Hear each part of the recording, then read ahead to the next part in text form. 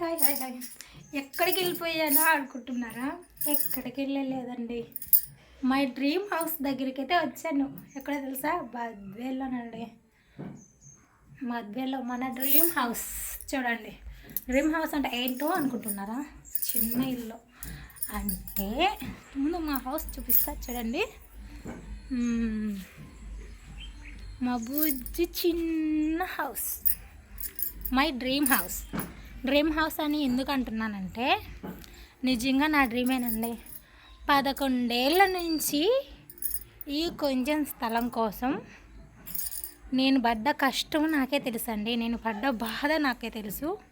నేను పడ్డ ఇబ్బందులు కానీ, బాధ కానీ, కష్టం కానీ అన్నీ నాకే తెలుసండి బాబు. నిజంగా ప్రతి క్షణం, ప్రతి నిమిషం. ఇప్పుడు కూడా చూసారా, ఈ మధ్య 4 రోజులు రాలేదు కదా, కొంచెం గడ్డబడి చేస్తుందా, చెట్లు వానొచ్చేతలకి అటు ఇటుగా అయిపోయాయా. అంతా నీట్గా కొట్టేసి కొమ్మల రేమలన్నీ పక్కనే చేశాను.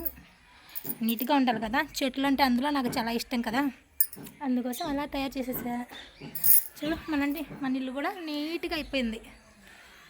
మీకైతే చాలా రోజుల నుంచి చూపించాలి అనుకున్నాను నా డ్రీమ్ హౌస్. ఈ రోజు కుదిరింది. దానికోసం అయితే చెప్తున్నానండి. నిజంగా చెప్పాలంటే నిజంగా నా డ్రీమ్ హౌస్ ఇది. నాదంటూ నాకు ఒక ఇల్లు ఉండాలి, ఒక ఇల్లు ఉండాలన్న కోరిక ఎంతో అంటే ఎంతో బలంగా, బాధ తెలియనంత కఠినమైన బాధలో నా మనసులో ఏర్పడిందండి. ఆ పొద్దు నుంచి ఈ పొద్దుడికి 11 ఏళ్ళ నుంచి ఎంత కష్టం వచ్చినా కూడా ఓర్చుకుంటూ, ఎంత అవమానం చేసినా, ఎంత కష్టం వచ్చినా, ఎవరినన్నా భరిస్తూ ధైర్యంగా ముందుకు వచ్చి ఇలా అయితే నిలబెట్టుకున్నానండి, పోగొట్టుకోకుండా. ఇంకా దేవుడి దయ ఉంది. ఆ దేవుడి దయ చూపించి దీన్ని కొంచెం స్ట్రాంగ్ చేసుకొని కొంచెం ఒక లెవెల్లో కడితే అప్పుడు తృప్తి అండి. అప్పటి వరకు ఇంకా కొంచెం బెంగగానే ఉంటుంది. అయితే ఎందుకు అలా డ్రీమ్ హౌస్ ప్రస్తుతానికి మీరు ఉన్నారు కదా, ఏదో ఒక దాంట్లో అంటారేమో. ఉన్నామంటే ఉన్నానండి. అది అలా చెప్పుకోలేనంత బాధ నిజంగానే. మన ఇంటికాడికి వచ్చి నా ఇంట్లో నుంచి దాటు అన్న మాట ఎంత బాధనిస్తుందో తెలుసా.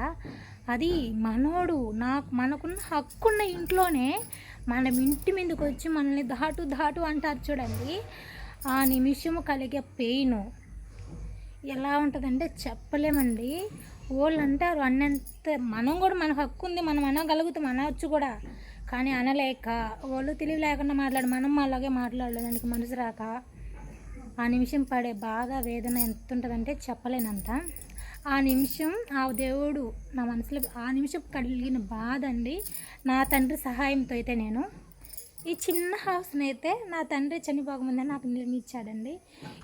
ఇవి వేసుకున్నప్పుడైతే మేము బద్వేలు అయితే వేసుకున్నానండి ఇక్కడ రూములు. ఇవి వేసుకున్నప్పటి నుంచి ఎన్ని ఇబ్బందులు పడ్డానంటే, ఎన్ని కష్టాలు పడ్డానంటే, ఎన్ని మాటలు పడ్డానంటే, నా వాళ్ళని దగ్గరికి తీసి ఎంత అనిపించుకున్నానంటే నాకే తెలుసండి. నాది అని నేను దగ్గరికి తీసిన ప్రతి ఒక్కరూ నన్ను ఎన్నుపోటు అయితే నిజంగా ఎంతగా పొడిచారంటే అంతగా పొడిచారు. దాంతో మనుషులు అంటేనే భయం ఎక్కువైపోయింది నాకు. దేవుడి దయవల్ల ఇప్పుడైతే కొంచెం లైట్గా అయితే భయం తగ్గిందండి. కానీ వస్తూ ఉండాలి, చూసుకుంటూ ఉండాలి, 2 రోజులకు ఒకటి, 3 రోజులకు ఒకటి అయితే. లేదంటే ఇది కూడా బరువే, ఇంకా పూర్తిగా గట్టిపడలేదు. ఆ దేవుడి దయ వల్ల పూర్తిగా గట్టిపడి ఇది నాది అని పూర్తిగా నా పేరు మీద నిలబడిపోయి నాకంటూ ఇది ఒక ఇల్లులాగా తయారు చేసుకుంటే అప్పుడు నా మనసు ప్రశాంతంగా ఉంటుందండి. ఆ పొద్దు నన్ను అన్న మాటకి, నేను పడ్డ కష్టానికి, నేను పడ్డ అవమానానికి, బాధలకి నాకు ఒక ప్రశాంతత అయితే దొరుకుతుంది నిజంగా. అప్పటి వరకు బాధగానే ఉంటుంది. ఎంతంటే అంతండి, చెప్పుకోలేను. అంత బాధలో కూడా నా తండ్రి ఉండబట్టి నేను ఒక ధైర్యంగా అయితే నిలబడ్డానండి. నేను వస్తూ పోతూ ఎన్నో ఇబ్బందులు పడుతున్నానండి. మా నాన్న అయితే సాయం చేశాడండి. నువ్వు వద్దులే నాయన, నువ్వు ఉండలేవులే, నేను ఉంటానులే అనేసి. నేను ఇంటికి వస్తూ ఇక్కడికి వస్తూ ఇది చూసుకుంటూ అది చూసుకుంటూ ఇబ్బంది పడుతున్నానని మా నాన్న అయితే, నువ్వు వద్దులే నాన్న, వెళ్ళలేవు, ఉండలేవులేమే, నేను వెళ్తానులే అని మా నాన్న అయితే ఇక్కడ చాలా రోజులు ఉన్నాడండి. నాకు నా పేరు మీద మా నాన్న అయితే ఇక్కడ చాలా రోజులు ఉండి చాలా వరకు అయితే నిలబెట్టాడండి. ఇది లాస్ట్కి నాన్న మళ్ళీ చనిపోయినాచి నాకు మళ్ళీ కష్టం వచ్చి పడిందండి. రావడం పోవడం చేసుకోవడం అది ఇట్లా ఇది ఇలా కనిపెట్టుకొని ప్రతి నిమిషం ప్రతి క్షణం అయ్యే ఖర్చులు అంటే చెప్పలేనండి అసలు. నిజంగా ఇప్పుడు మనం ఈ స్థలానికి పెట్టిన ఖర్చుకైతే మనం మామూలుగా అయితే బయట ఎల్లగా కొనుక్కోవచ్చు. కాకపోతే ఏంటంటే అంత అమౌంట్ మన కాడ ఒక్కసారి ఉండదు కదా. నిజానికైతే అంత అమౌంట్ మనం నిజం చెప్పాలంటే మనకు అదేనండి. ఇప్పుడు ఒకరోజు కూలికి వెళ్తామా, వెళ్ళిన 4 రోజులు కూలి చేస్తే 4 రోజులు కూడా ఇక్కడికి వచ్చినప్పుడు సరిపోతుంది నాకైతే. అది మనం తీసి దాచిపెట్టి ఇంకొక ఎక్కడైనా కొందాం అనుకుంటే కుదరదు. అది మన తినడానికో దీనికో అలా అలా అలా ఖర్చు అయిపోతుంది. కానీ ఇది ఇక్కడ నేను పెట్టిన ఖర్చు అయితే నిజంగా ఎంత పెట్టానో నాకే తెలీదు, అంత ఖర్చు పెట్టేసా. కానీ పెట్టినా కూడా పెట్టినట్టు కనిపించలా.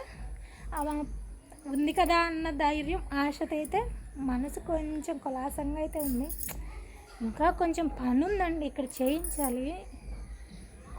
కొద్ది రోజులు కొంచెం బాగా మట్టి తోలాను అండి. ఇప్పుడు బండలు అవి వేయించుకోలేక మట్టి అయితే తోలాను. చెట్లు ఆకు అంతా గడ్డి అంతా వాన వచ్చిన నుంచి బాగా మొలుస్తుంది. దానికోసమని కొంచెం ఫ్లోరింగ్ వాళ్ళు లాక్కుంటే అంత కష్టం ఉండదు కదా, వచ్చినప్పుడల్లా ఇంత ఇబ్బంది ఉండదు కదా అనిపిస్తుంది. అది ఏదో ఒక రోజు అయితే చెయ్యాలి, నెరవేర్చాలి. లేదంటే ఇంటి దగ్గర ఎంపల్లాడి ఈడికి వచ్చి చేస్తూ ఉండి ఎలా ఉందంటే అలా ఉంది నాకు. ఇప్పుడు చూడు పొద్దు కూకుపోయింది, టైం అయిపోయింది, 5 అయిపోతుంది. ఇప్పుడు ఇంటికి వెళ్ళాలన్నా బర్రెలు చూసుకోవాలి, పాలు తీయాలి, కట్టేయాలి, వాటికి గడ్డి తేవాలి. బద్వేలు నుంచి మా ఊరు వెళ్ళే తల్లికి 6 అయిపోద్ది. ఈరోజు పాపం బర్రెలు పచ్చి కట్టేయాలో ఎంపడో, లేదంటే పాములు ఉంటాయని భయం కదా దొడ్లలోకి వెళ్ళడానికి. ఏం చేయలేం, దేవుడు ఒంటరి జీవితాలు ఇలాగే ఉంటాయి. అక్కడికి ఒక అడుగు వేస్తూ పరిగెడుతూ అలా ముందుకు సాగిపోతూ ఉండాలి. ఓకేనండి, నన్ను సపోర్ట్ చేస్తున్న మీ అందరికీ చాలా అంటే చాలా థ్యాంక్స్ అండి. చాలా రోజుల నుంచి నా డ్రీమ్ హౌస్ గురించి చెప్పాలనుకున్నా, ఈరోజు చెప్పేసా. ఇది నా లవ్లీ డ్రీమ్ హౌస్. నా డ్రీమ్ హౌస్ బాగా సక్సెస్ అయ్యి పెద్ద హౌస్నే కట్టుకోవాలండి. మీరు అయితే మనస్ఫూర్తిగా అయితే ఆశీర్వదించండి. ఎవరు రాకుండా నా రూమ్ని ఎవ్వరు పడేయకుండా, ఎవ్వరూ రాకుండా కాపాడేలా చూడండి. ఎందుకంటే 11 ఏళ్ళ నుంచి చిన్న కష్టం పడతాను లేదు నేను ఇక్కడ. ఓకేనండి, బాయ్ బాయ్.